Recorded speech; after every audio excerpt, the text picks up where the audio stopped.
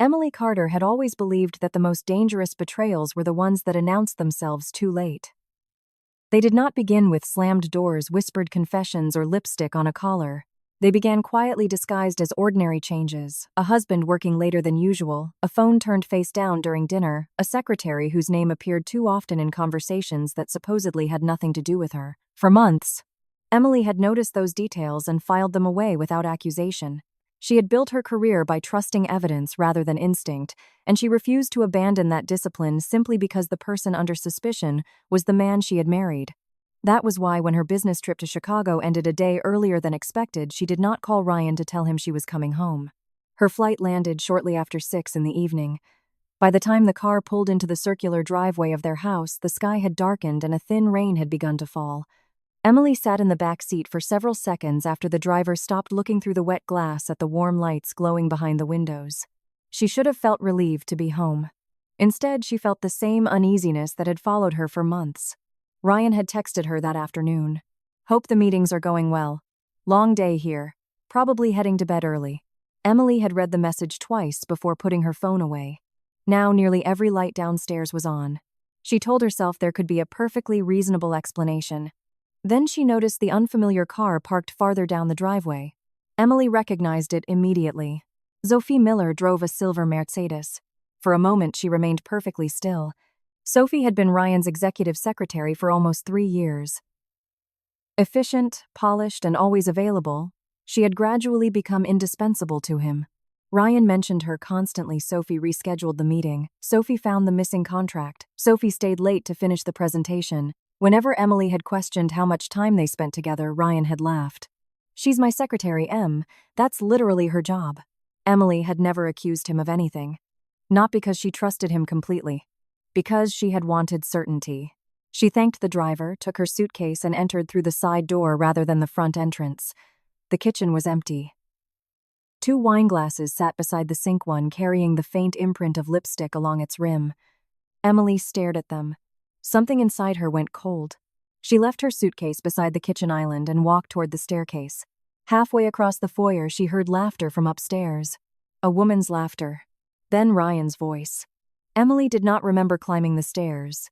She remembered only the silence between each step and the strange awareness of her own breathing. The bedroom door was partially open. Light spilled into the hallway. She pushed it wider. Ryan stood near the bed wearing trousers but no shirt. Sophie was beside him, struggling to fasten the buttons of a blouse Emily had seen her wearing at a company dinner 2 weeks earlier. Nobody spoke. The silence lasted perhaps 3 seconds. It felt much longer. Ryan's face changed first: surprise, panic, calculation. Emily. Her name sounded almost offensive coming from him. Sophie stepped backward. "I can explain," Ryan said. Emily looked at him, then at Sophie, then at the jacket lying on the floor beside the bed. There were moments when the mind protected itself by refusing to absorb everything at once. Emily understood what she was seeing, but the emotional impact seemed strangely distant. She had imagined this possibility before.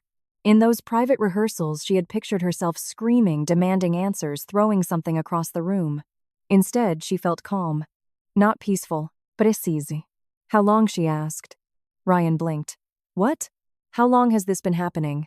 "Emily, you're misunderstanding." "Don't." One word stopped him. Sophie lowered her eyes. Emily turned toward her.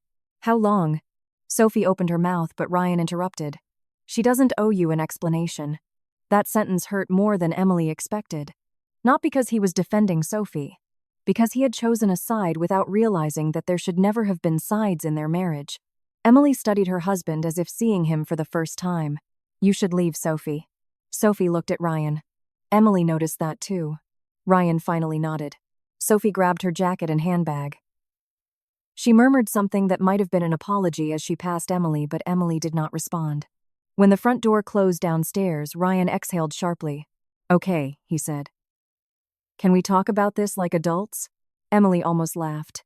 Instead, she walked into the bedroom and picked up the watch Ryan had left on the nightstand. She had given it to him on their 10th anniversary. "Like adults. I made a mistake." "A mistake is sending the wrong attachment in an email." "Emily, sleeping with your secretary in our bedroom required considerably more planning." Ryan's expression hardened. There it was. For months, Emily had watched him become defensive whenever she asked ordinary questions. She had wondered whether guilt was responsible. Now she knew. But the affair was not the only reason she had returned without warning. Ryan didn't know that yet. Earlier that morning, while sitting in a conference room in Chicago, Emily had received an encrypted message from Daniel Reeves, an external accountant who occasionally reviewed transactions connected to several of her investment entities. The subject line contained only 3 words: "Call me privately." Emily had stepped out of the meeting. Daniel rarely sounded nervous. That morning he had. He told her there were inconsistencies in a group of transactions he had been reconciling. At first, he assumed they were classification errors. Then he discovered that several transfers appeared to have been authorized using documents carrying Emily's signature. The problem was simple. Emily had never signed them. She had asked him how much money was involved. He hesitated. "We're still reconciling everything, Daniel. At least 4 million. That had been enough for Emily to cancel the final day of her trip. During the flight home, Daniel sent additional records through a secure channel. Emily reviewed them without downloading anything onto her personal laptop. The transactions were spread across multiple entities and dates, small enough individually to avoid immediate attention but large enough collectively to create a disturbing pattern. She had not yet understood what the pattern meant. Now, standing across from her half-dressed husband, she began to wonder whether the 2 discoveries were connected. Ryan reached for his shirt. It wasn't supposed to happen. Emily watched him button it. How reassuring. "I'm serious. Sophie and I have been working under a lot of pressure. People under pressure usually order takeout. They don't sleep together. You've barely been here for the last year." There it was again. Not remorse. Justification. Emily felt something inside her settle. "You want to blame my work. I'm saying our marriage hasn't exactly been normal.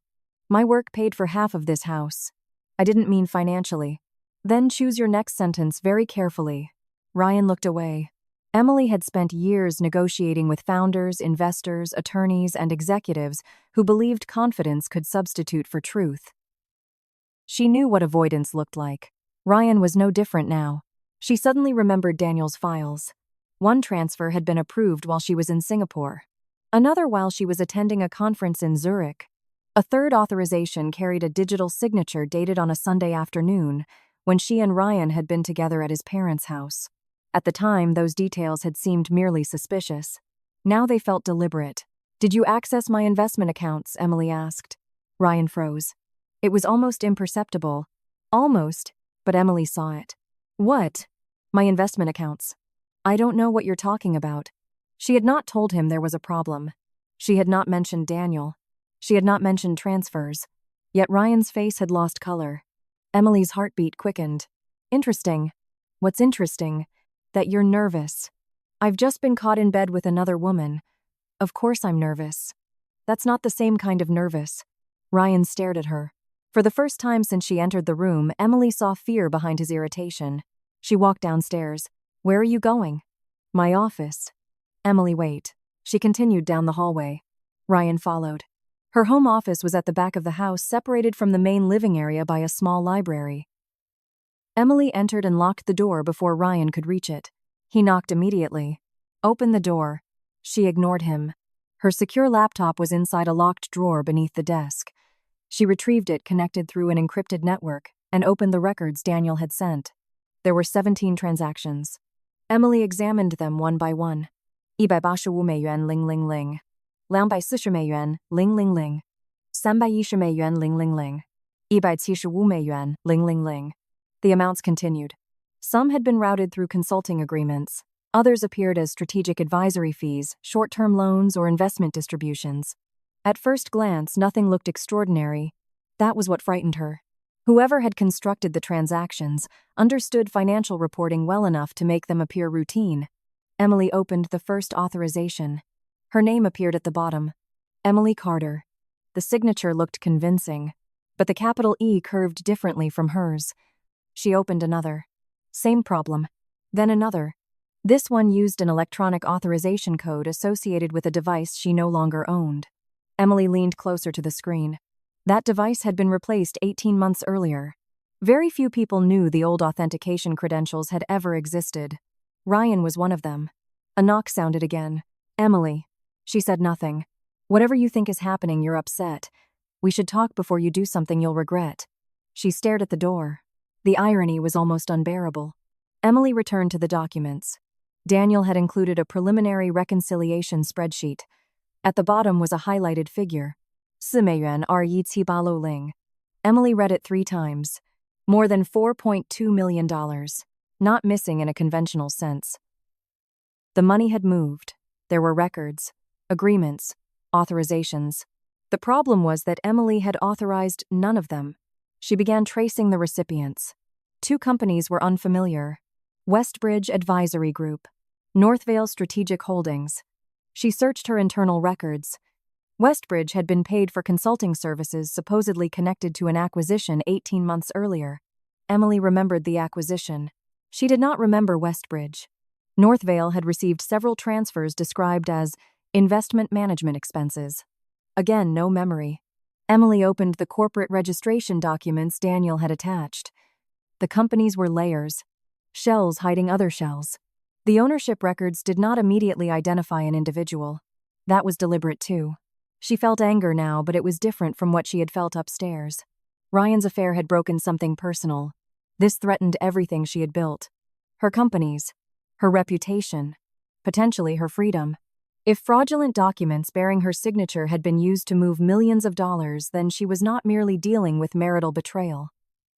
She was standing at the edge of something that could become a criminal investigation, and her name was already inside it. Emily reached for her phone and called Daniel. He answered immediately. "You're home." "Yes.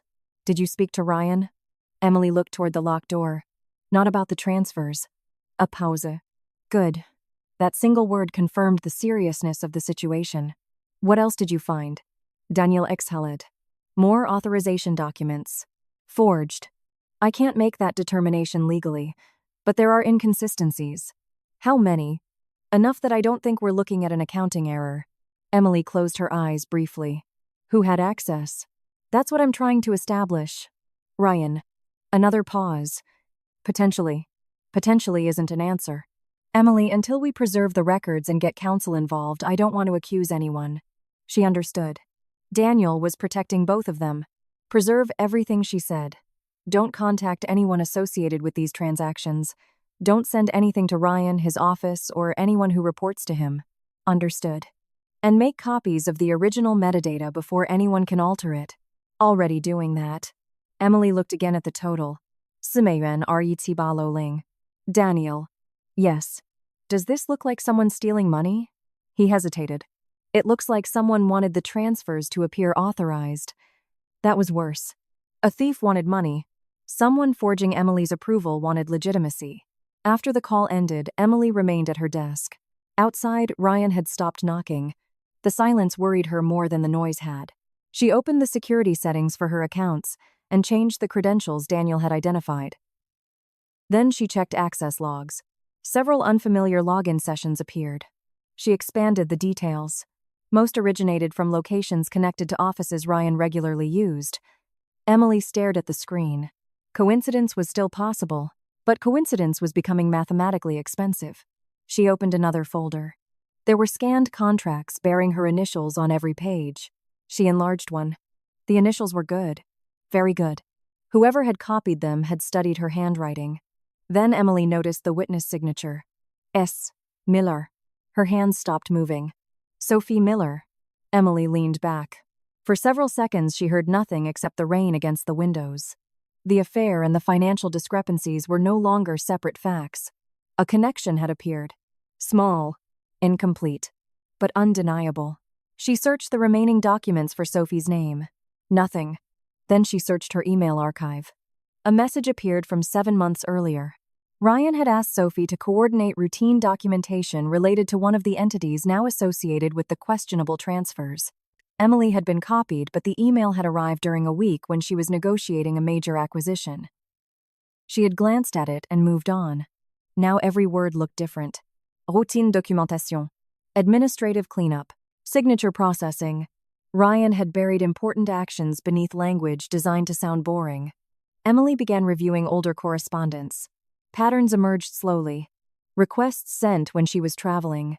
Documents finalized during board meetings. Authorizations processed late at night. Each event had been ordinary enough to ignore individually. Together they formed architecture.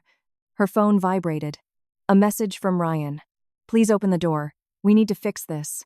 Emily stared at the words. Fix this. She wondered which betrayal he meant. The woman upstairs. The forged documents. The missing millions. Or something she had not discovered yet. Emily closed the message without responding. She understood now that confronting Ryan would give him information. Every question she asked would tell him what she knew. Every accusation would show him which evidence she had found. So she would give him nothing. She copied the relevant records into an encrypted evidence archive and documented the time each file had been accessed. Then she photographed the original screens with a separate device and wrote down the transaction numbers by hand. Only after securing everything did she unlock the office door. Ryan was waiting in the hallway. His shirt was buttoned now. His expression had changed. He looked composed again. That frightened her. "Are you ready to talk?" he asked. Emily looked at the man she had slept beside for more than a decade. She thought of Sophie buttoning her blouse in their bedroom. Then she thought of 17 transfers. 17 authorizations. Her forged signature. More than $4 million. And Sophie's name on one of the documents. "Not tonight." Ryan frowned. "We can't just pretend this didn't happen." "No," Emily said quietly. "We definitely can't." She walked past him. "Where are you going?" "Somewhere else." "Emily." She stopped but did not turn around. "If this is about Sophie, I told you we can work through it." Emily almost answered. Instead, she continued toward the stairs. Ryan still believed the affair was the worst thing she had discovered. For the moment, she intended to let him believe exactly that. 20 minutes later, Emily left the house with one suitcase, her secure laptop, and copies of every suspicious record Daniel had sent. She did not know who had taken the money. She did not yet know how many people were involved, how long the scheme had been operating, or what Ryan's precise role might be. She knew only what the evidence allowed her to know. Someone had moved approximately $4.2 million through transactions carrying her authorization. Some of those authorizations appeared to be forged. Sophie Miller's name was connected to at least one document. Ryan had access to information that could have made the fraud possible. And when Emily had asked him about her accounts, fear had crossed his face before she had told him there was anything to fear. As the car carried her away, she looked back once at the house disappearing behind the rain. Hours earlier, Emily had thought she was returning home to a troubled marriage. By midnight, she understood that the marriage might be the smallest problem she had. Ryan had betrayed her as a husband. What Emily did not yet know was whether he had also betrayed her as a business partner, forged her identity, and helped turn everything she had spent years building into the foundation of a multi-million-dollar crime. She intended to find out. But she would not ask Ryan for the truth. From that moment forward, she would trust only what she could prove. Emily did not spend the night grieving over Ryan. There would be time for grief later. For now, she needed to understand exactly what had been done in her name and how far the deception reached.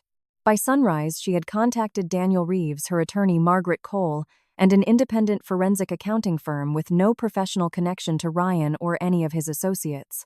Her instructions were simple: preserve every record, trace every suspicious transaction, and disclose nothing until they understood the structure of the scheme. What Ryan did not know was that Emily had begun protecting herself years earlier. His increasingly secretive behavior, unexplained financial decisions, and repeated attempts to involve himself in assets that had existed before their marriage had made her cautious long before she had proof of infidelity. Acting on legal advice, she had placed her inheritance in protected structures, maintained separate control over her personal investments, and ensured that the intellectual property behind several of her most valuable business ventures remained solely under entities she controlled. Ryan had complained about those arrangements at the time, calling them unnecessarily complicated, but Emily had refused to change them. She had never expected that decision to become the barrier between him and everything she owned. The first results of the forensic review arrived within days. The $4.2 million discrepancy was real, but the money had not simply vanished. It had been moved through a carefully constructed chain of consulting contracts, management fees, temporary loans, and intermediary companies designed to make each transfer appear legitimate. Several documents carried convincing reproductions of Emily's signature, while others relied on outdated authorization credentials that Ryan had once been able to access. Investigators also discovered that Sophie Miller had witnessed or processed multiple documents connected to the transactions. Her role was no longer limited to being Ryan's mistress. Email records showed that she had coordinated paperwork, scheduled transfers, and communicated with outside entities at precisely the times questionable payments were being approved. Emily resisted the temptation to confront either of them. Every day, Ryan sent messages asking to talk about their marriage, alternating between apologies, excuses, and subtle accusations that Emily was refusing to give him a chance to explain. She answered only through her attorney. The less Ryan knew about the investigation, the more likely he was to continue behaving as though the financial scheme remained hidden. That assumption soon produced exactly what Emily needed: more evidence. The forensic team traced several transfers to Westbridge Advisory Group and North Vale Strategic Holdings. Both appeared legitimate on paper, yet neither provided meaningful services that could justify the millions passing through them. Their ownership structures led through multiple corporate entities before investigators finally found a recurring name: Vanessa Parker. Emily knew Vanessa. She had met her several times at investment conferences and private business dinners. Vanessa was sophisticated, persuasive, and unusually interested in Emily's investment strategy. At the time, Emily had assumed the curiosity was professional. Now those conversations took on a different meaning. More troubling was Vanessa's connection to Richard Parker, her husband, a financier whose network of private companies made it possible to move money across jurisdictions without attracting immediate attention. The investigation widened. Archived emails revealed private communications between Ryan and Vanessa dating back nearly 2 years. The messages rarely discussed money directly. Instead, they referred to allocations, temporary positioning, and restructuring. Richard appeared less frequently, but when forensic analysts reconstructed deleted metadata, his name emerged alongside several companies receiving funds. The language was deliberately vague, yet the timing was difficult to dismiss.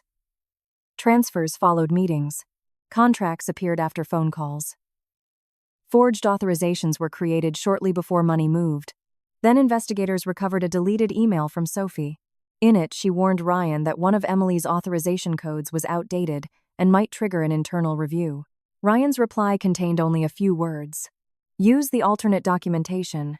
For Emily, that sentence changed everything. It suggested knowledge, intention, and coordination. Her attorney immediately advised her not to contact Ryan. Instead, the evidence was organized chronologically. Original documents were preserved. Metadata was authenticated. Bank records were matched against emails, access logs, corporate registrations, and communication histories. Emily understood that suspicion was not enough. If she wanted accountability, the case had to survive scrutiny from people who had no reason to trust her simply because she was the victim. Meanwhile, Ryan began to realize something was wrong. His access to several accounts stopped working. Requests for information were redirected to attorneys. Business partners who once responded immediately began referring him to compliance departments. When he demanded an explanation, Emily remained silent. Then he made a mistake. Ryan attempted to access a protected investment entity that held part of Emily's inheritance. The request was automatically flagged. Because Emily had never granted him authority over the structure, his attempt created a clear digital record showing that he was seeking access to assets he did not legally control. It was exactly the kind of protection Emily had established years earlier. Her inheritance remained untouched. Her independent investments were secure. Her intellectual property could not be transferred without authorization from entities controlled exclusively by her. Ryan had managed to exploit weaknesses around shared business operations, but the core of Emily's wealth was beyond his reach. For the first time since discovering the affair, she understood how close she had come to a much greater disaster. Had she allowed Ryan unrestricted access years earlier, the missing $4.2 million might have been only the beginning. The next breakthrough came from banking records connected to Richard Parker. Investigators identified payments moving from one of the intermediary companies into accounts associated with businesses under Richard's control. Another portion had been routed through an entity linked to Vanessa. Sophie appeared to have helped create the documentation Ryan had facilitated access and approvals. Vanessa had provided corporate channels, and Richard's financial network had helped move the funds. The structure was becoming visible. So was the risk. Emily's attorneys warned her that the matter had moved beyond a private financial dispute. Forged documents, interstate transfers, deceptive corporate structures, and potentially fraudulent financial activity meant federal authorities could become involved. Emily agreed to cooperate. When investigators were formally contacted, she provided everything her team had preserved: transaction histories, authentication logs, original contracts, suspected forgeries, email archives, corporate records, and a detailed timeline showing where she had physically been when certain documents were supposedly signed.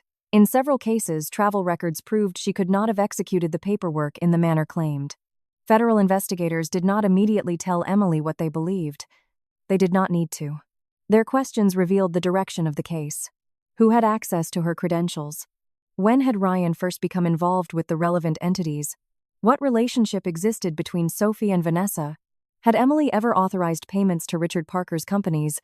Did she recognize the signatures?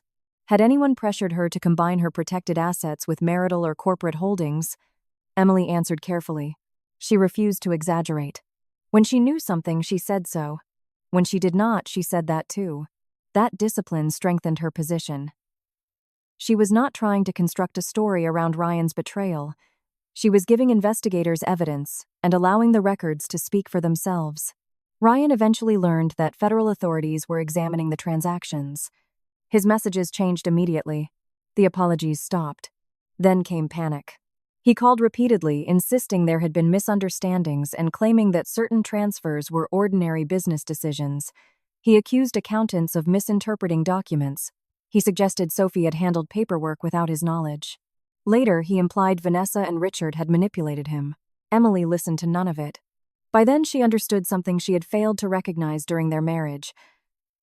Ryan's explanations always changed according to what he thought the other person knew. The evidence did not change. That distinction mattered. As investigators followed the money, additional records strengthened the connections among the four participants. Sophie had processed documents she knew Emily had not personally approved. Vanessa had helped establish or manage entities used in the transfers. Richard's network had received and redistributed funds. Ryan, positioned closest to Emily, had supplied the access that made the entire operation possible. The betrayal was no longer merely emotional. It had become structural. Ryan had used proximity to Emily, her trust, her marriage, her professional routines as an opportunity. But he had underestimated the boundaries she had quietly built. Months earlier, those legal structures had seemed like cautious financial planning. Now they prevented him from reaching her inheritance, taking control of her intellectual property, or dismantling the investments she had built independently. More importantly, they created a clean separation between assets Emily had legitimately controlled and transactions carried out without her authorization. When federal investigators began issuing formal demands for records and interviewing individuals connected to the companies, Ryan could no longer treat the situation as a marital argument that could be negotiated behind closed doors. Sophie retained counsel. Vanessa distanced herself from Ryan. Richard's representatives denied wrongdoing. Each person began protecting his or her own interests, and the unity that had allowed the scheme to function started collapsing. Emily watched from a distance. She felt no satisfaction in seeing Ryan frightened. What she felt was clarity. For years, she had wondered whether protecting herself meant she did not trust her husband enough. Ryan had occasionally used that fear against her, suggesting that separate assets and legal safeguards made their marriage less genuine. Emily now understood the opposite. Trust did not require surrendering control of everything one had built. Love did not eliminate the need for boundaries, and marriage did not give another person the right to treat access as ownership. The federal investigation continued expanding as authorities reconstructed the movement of the $4.2 million and examined whether similar transactions existed elsewhere. Emily did not yet know what charges might ultimately result or which of the four would attempt to cooperate against the others. Those decisions belonged to investigators and prosecutors. Her responsibility was simpler: protect what remained, tell the truth, preserve the evidence, and refuse to let Ryan rewrite what had happened. The night she discovered him with Sophie, Emily had walked away believing she might have lost her marriage and millions of dollars at the same time. Now she understood that Ryan had taken far less from her than he intended. Her inheritance remained protected. Her investments were still under her control. Her intellectual property belonged to her. Most importantly, the evidence he had tried to conceal was now in the hands of people he could not manipulate with apologies or excuses. Ryan had spent years assuming Emily's caution was weakness. In the end, it was the reason she survived his scheme. And as the federal investigation moved forward, Emily stopped thinking about how to save the marriage. She began thinking about the life she would build after it was over.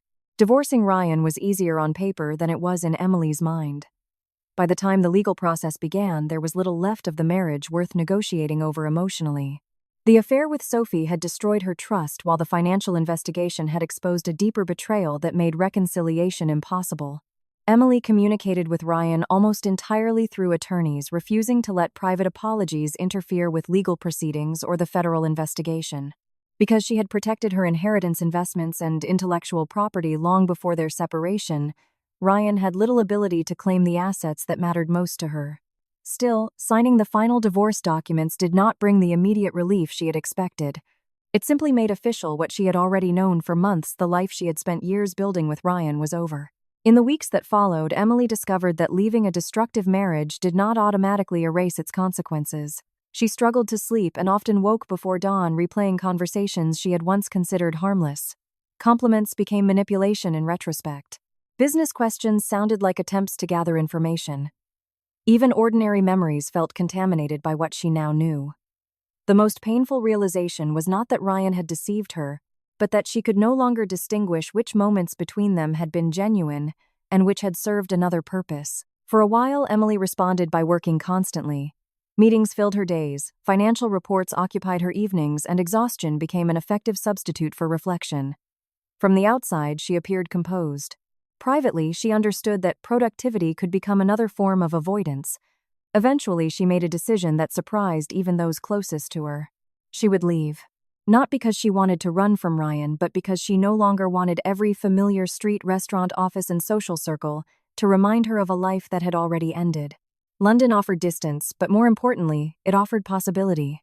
Emily had professional relationships there, understood the European investment landscape, and saw an opportunity to rebuild Meridian Cove Capital in a market where her reputation could stand independently from the scandals surrounding her former husband. Her first months in London were far less glamorous than people later imagined. Emily rented a modest apartment and worked from a temporary office with a small team. Meridian Cove Capital had a respected foundation, but expanding it internationally required more than money and ambition. Potential investors asked difficult questions. Some knew about Ryan and the investigation. Others worried that Emily's personal crisis might affect her judgment. A few treated her with sympathy she neither wanted nor needed. Emily answered them with performance. She rebuilt relationships one meeting at a time, reviewed every investment with almost obsessive care, and introduced stricter compliance procedures throughout the firm. After experiencing how easily trust could be exploited, she refused to build a company dependent on blind faith. Meridian Cove adopted stronger internal controls, independent authorization systems, clearer reporting structures, and protections for employees who raised concerns. No single executive, including Emily herself, would have unchecked authority over major financial decisions. Her experience with Ryan had changed the way she understood leadership. Before the betrayal, Emily had often equated strength with certainty. She believed good leaders were the people who had answers before everyone else. In London, she learned something different. Strong leadership also meant creating systems that could survive individual mistakes, encouraging disagreement, and allowing uncomfortable questions to be asked before they became expensive problems. That philosophy slowly changed Meridian Cove. Emily began hiring people not simply for prestigious resumes, but for judgment and integrity. Analysts were encouraged to challenge senior partners. Compliance officers had direct access to leadership rather than being treated as obstacles to profitable deals. Investment committees documented dissenting opinions instead of hiding them. When a promising opportunity contained unexplained risks, Emily was willing to walk away even when competitors rushed in. At first, that caution cost the firm several deals. Then it began protecting them. One investment Meridian Cove rejected collapsed months later after undisclosed liabilities emerged. Another company the firm declined to finance became the subject of regulatory scrutiny. Investors noticed that Emily's discipline was not fear disguised as prudence. It was strategy. Gradually, capital followed. The temporary office became permanent. The small London team expanded. Meridian Cove began attracting institutional clients who valued its combination of rigorous analysis and transparent governance. Emily developed a reputation for asking the questions other investors considered inconvenient. Who benefits if this structure fails? Who controls the information? What happens if the person everyone trusts turns out to be wrong? Those questions came from experience. She never explained that in meetings. She did not need to. Years passed, and Meridian Cove Capital grew beyond the firm Emily had originally imagined. Its success was measured not only by assets under management or profitable investments but by the culture she created around them. Employees knew that reporting a concern would not end their careers. Clients received clear explanations of risk rather than promises designed to secure their money. Emily refused investments that required ethical compromises even when the potential returns were enormous. She had learned how expensive compromised principles could become. Her personal recovery was slower. There were evenings when London felt liberating and others when the silence of her apartment reminded her how completely her old life had disappeared. She attended dinners, made friends, traveled, and gradually learned to enjoy experiences without wondering what Ryan was doing somewhere else. Therapy helped her separate caution from fear. Time taught her that trusting someone did not mean abandoning judgment. Most importantly, Emily stopped measuring her recovery against Ryan. At first, every achievement had contained a quiet element of defiance. A successful quarter proved he had not ruined her. A major client proved she did not need him. A new office proved she had survived. Eventually, that motivation disappeared. She no longer wanted success because it contradicted Ryan's expectations. She wanted it because the work mattered to her. That realization marked a turning point. Emily stopped thinking of herself as the woman whose husband had cheated on her and tried to exploit her financially. Those events remained part of her history, but they were no longer the center of her identity. She was an investor, a founder, an employer, a mentor, and a woman capable of building a life according to principles she had chosen for herself. Meridian Cove reflected that transformation. The company became larger, more respected, and more profitable, but Emily took the greatest pride in something less visible. It became the kind of institution Ryan's scheme could not easily have survived inside. Transparency was built into its operations. Authority had limits. Trust existed alongside verification. Emily had turned the architecture of her betrayal into a blueprint for better leadership. She never thanked Ryan for what happened. She rejected the comforting idea that suffering was valuable simply because growth sometimes followed it. Given the choice, she would have preferred never to experience the deception at all. But she could choose what happened afterward. Ryan had once used her trust against her. Emily responded by becoming more discerning without becoming cynical. He had tried to exploit her success, and she responded by building something even stronger. He had forced her to question her judgment, and she responded by creating a life in which her decisions belonged entirely to her. London had begun as an escape from everything familiar. Over time, it became home.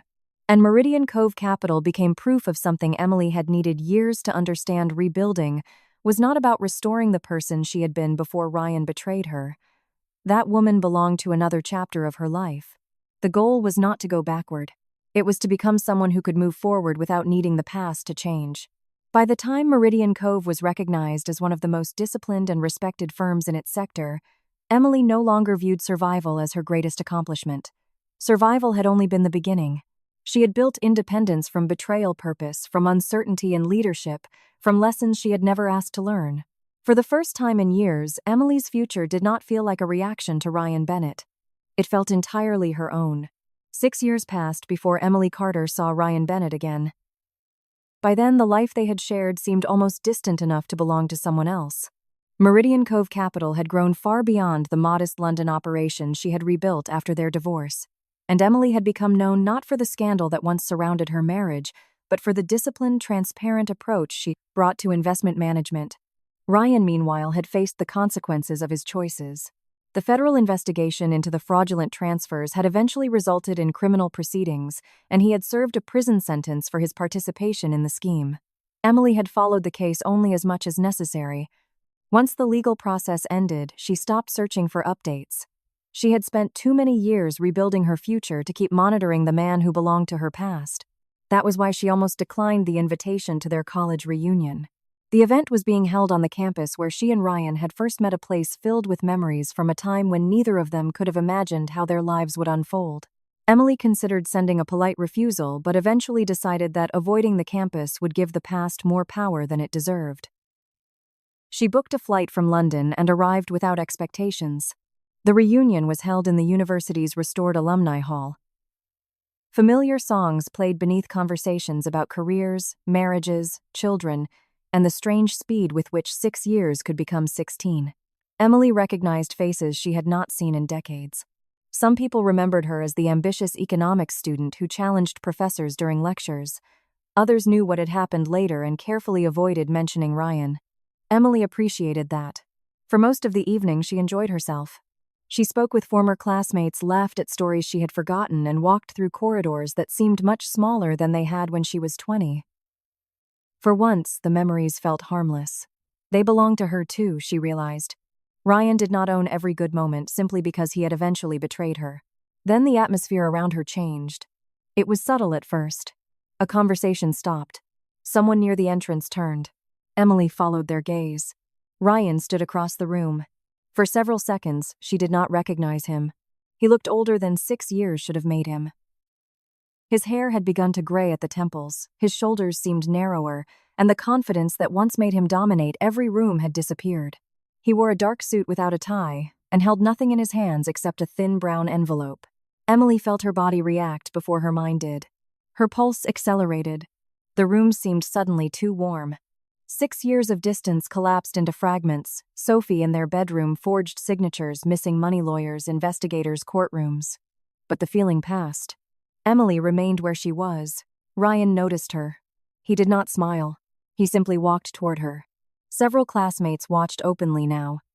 Emily could sense their discomfort, but she refused to move somewhere private merely to make the encounter easier for him. Ryan stopped several feet away. "Hello, Emily." His voice was quieter than she remembered. "Ryan." He glanced around the room.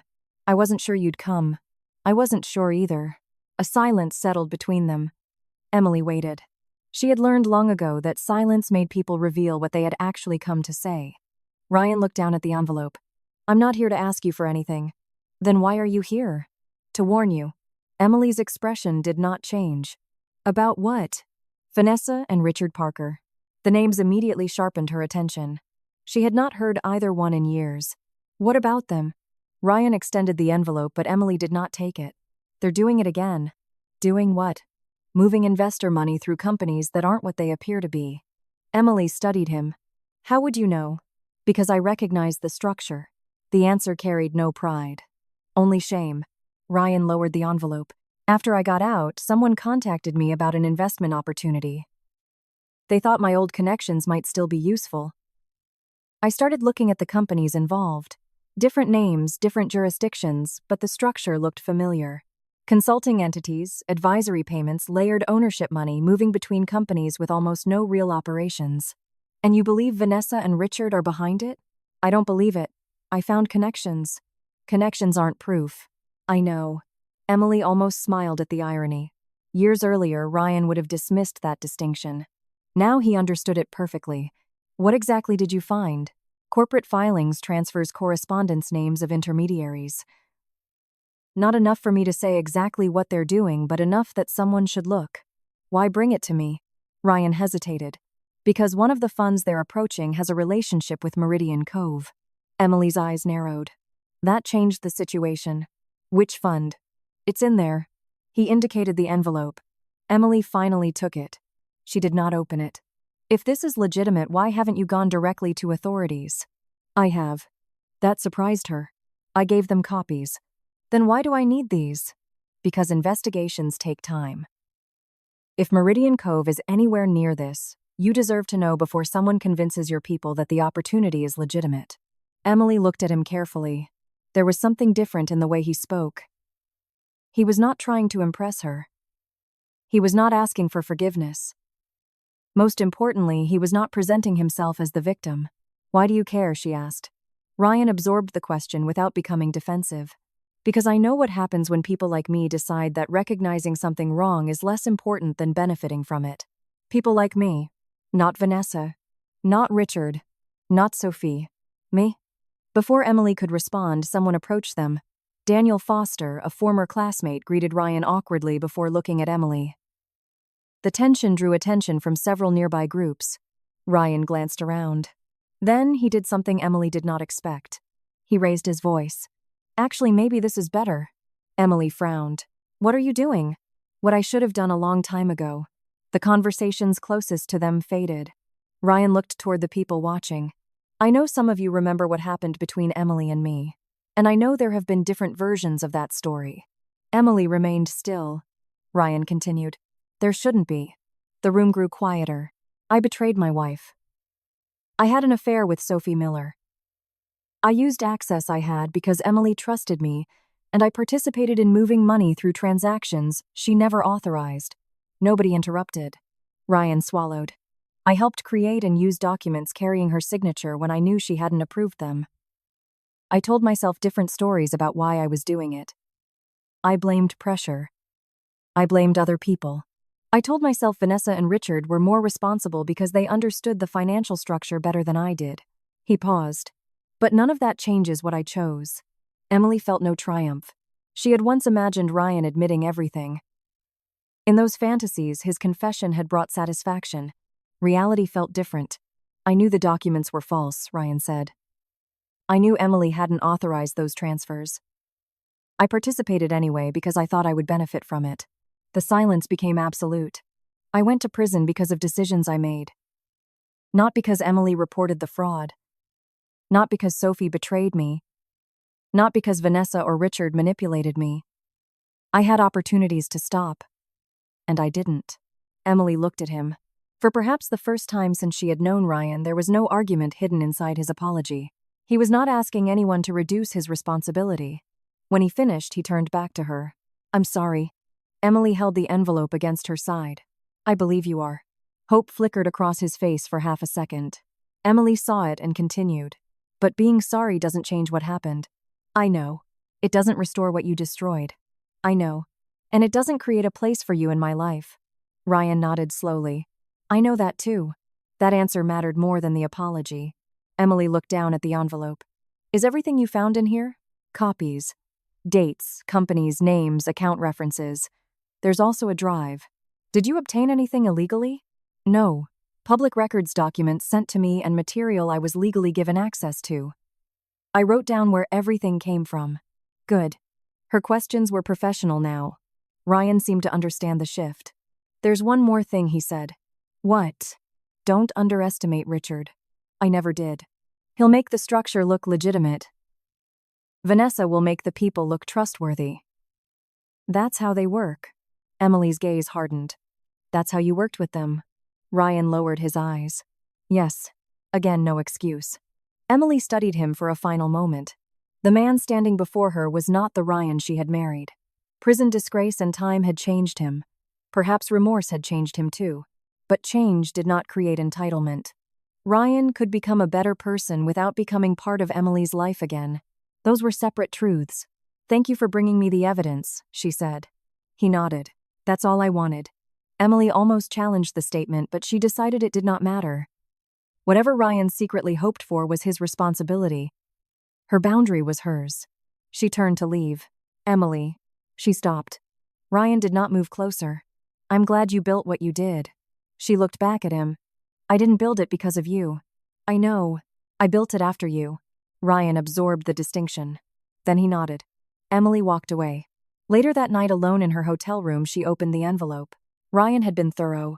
Inside were corporate registration records, transaction summaries, printed correspondence, handwritten notes, and a small encrypted drive.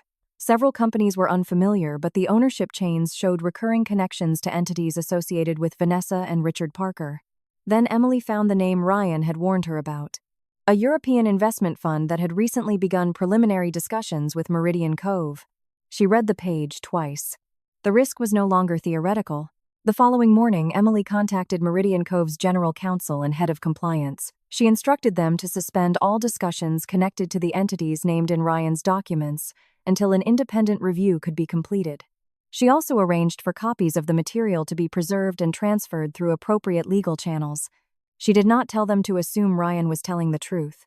She told them to verify everything. That distinction represented everything she had learned. Ryan had once asked her to trust him while hiding the truth. Now, even when he appeared to be telling the truth, Emily would rely on evidence. Before leaving for the airport, she walked across the old campus one final time. Students hurried between buildings carrying laptops and coffee, arguing about exams and weekend plans. Somewhere among those paths was the place where she had first met Ryan. For years, Emily had thought of that memory as the beginning of a mistake. Now she saw it differently. Meeting Ryan had been part of her life. Loving him had been her choice. Betraying her had been his. Surviving it had been hers. And whatever happened next with Vanessa and Richard Parker would not be decided by old guilt, unfinished love, or Ryan's desire for redemption. It would be decided by evidence.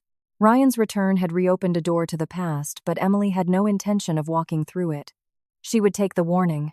She would take the evidence. And she would leave Ryan Bennett exactly where he belonged in a chapter of her life that had already ended. Emily returned to London with Ryan's evidence, but she did not return with him. That distinction mattered. Within days, Meridian Cove's legal and compliance teams began independently verifying the documents he had provided, while copies were transferred through the appropriate channels to federal investigators. The deeper the review went, the clearer it became that Ryan's warning deserved attention. Several entities connected to Vanessa and Richard Parker appeared inside a network of questionable investments, layered ownership structures, and transactions designed to conceal where investor money was ultimately going. Emily cooperated fully, but she refused to turn the investigation into a personal crusade. She had already learned the difference between accountability and revenge. Her responsibility was to protect her firm, preserve the evidence, and allow investigators to determine what had happened. Ryan contacted her once after the reunion. His message was brief. He said he did not expect forgiveness, but hoped that helping expose the new scheme might prove he was no longer the man who had betrayed her. Emily read the message without anger. Years earlier, she might have searched every sentence for hidden motives. Now she simply understood that Ryan's redemption was no longer her responsibility. She replied only to confirm that the evidence had been received and properly submitted. She thanked him for coming forward, then made her boundary unmistakable. She did not want to rebuild their relationship. Ryan accepted her decision. There was no dramatic final confrontation, no attempt to persuade her that they belonged together, and no promise that love could erase what had happened. For Emily, that absence became meaningful in itself. Ryan could regret his choices. He could cooperate with investigators. He could spend the rest of his life becoming a better person. None of those things required Emily to give him another place in hers. She had once believed closure would arrive when Ryan finally understood how much he had hurt her. Later, she imagined it might come when he was punished. Neither had been true. His confession at the reunion mattered because he had finally accepted responsibility without shifting blame, but it did not repair their marriage or restore the years they had lost. Closure, Emily realized, was not something Ryan could give her. It was something she could choose.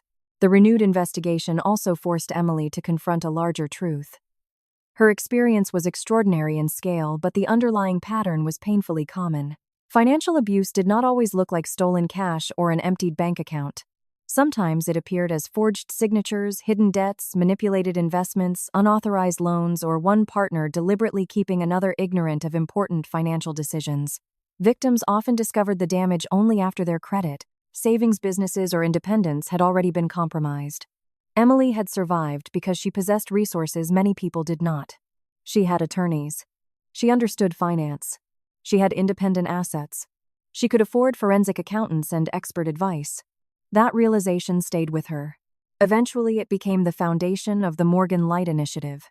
The organization began modestly funded by Emily and supported by a small group of attorneys, financial professionals, and advocates. Its mission was straightforward: help people recognize, document, and recover from financial abuse. The initiative provided access to financial education, legal resources, emergency consultations, and specialists who could help victims understand suspicious transactions or protect assets before a crisis became irreversible. Emily insisted that the organization never treat people as foolish for trusting someone they loved.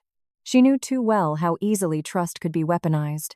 Morgan Light taught people that financial independence was not the opposite of intimacy. Knowing where money was held, understanding legal documents before signing them, maintaining access to personal accounts, and asking questions about joint assets were not signs of disloyalty. They were safeguards.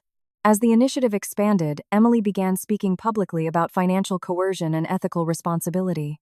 She rarely discussed the intimate details of her marriage, but she did not hide the central lesson. Betrayal had taught her that protecting oneself did not require becoming suspicious of everyone. It required understanding that healthy trust could coexist with clear boundaries.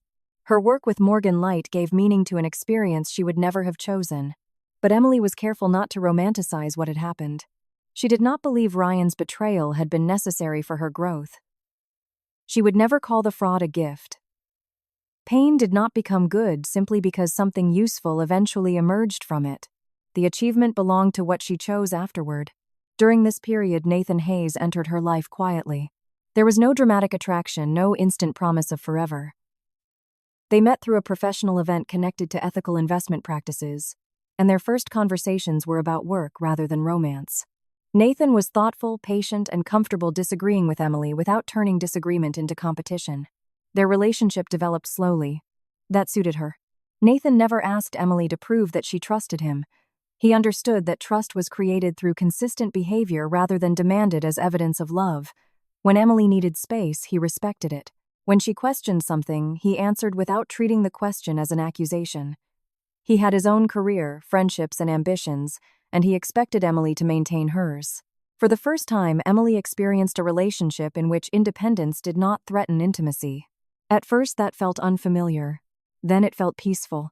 Nathan knew about Ryan. He knew about the fraud, the investigation, and the years Emily had spent rebuilding herself. But he never treated her past as a rival he needed to defeat. He did not promise that he would never hurt her or demand that she forget what had happened. Instead, he showed her who he was through ordinary choices repeated over time. Emily did the same.